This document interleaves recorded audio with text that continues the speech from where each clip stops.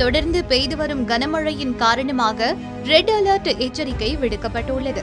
வானிலை ஆய்வு மையத்தின் இந்த எச்சரிக்கை எந்த மாநிலத்திற்கு என்பது குறித்தும் பாதிக்கப்படும் மற்ற மாநிலங்கள் குறித்தும் தற்போது விரிவாக பார்க்கலாம்.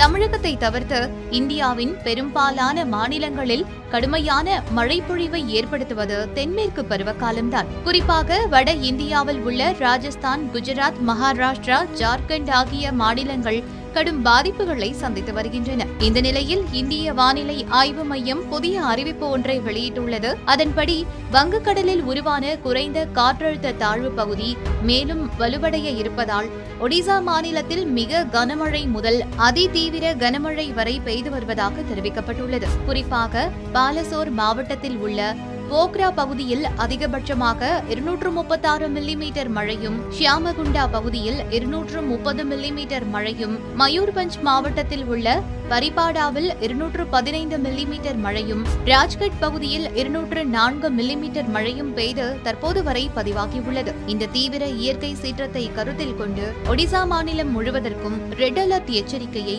வானிலை மையம் விடுத்திருக்கின்றது. இந்த வளிமண்டல மாற்றத்தால் ஒடிசா மட்டுமின்றி அண்டை மாநிலங்களான சத்தீஸ்கர், ஜார்க்கண்டிலும் மேற்கு வங்கத்தின் கங்கை சமவெளி பகுதிகளிலும் கனமழை வெளுத்து வாங்கும் என்று வானிலை மையம் எச்சரித்துள்ளது. கடலோர பகுதிகள் அதிக சீற்றத்துடன் காணப்படுவதால் மணிக்கு 40 கிலோமீட்டர் வேகத்தில் பலத்த காற்று வீசும் என்று எச்சரித்துள்ள வானிலை மையம் ஒடிசா மீனவர்கள் கடலுக்கு செல்ல வேண்டாம் என்று அறிவுறுத்தியுள்ளது. ஆனால் தற்போது வரை புயல் ஏற்படுவதற்கான வாய்ப்பு இல்லை என்று கூறி வானிலை மையம் சற்று ஆறுதல் அடைய வைத்திருக்கிறது.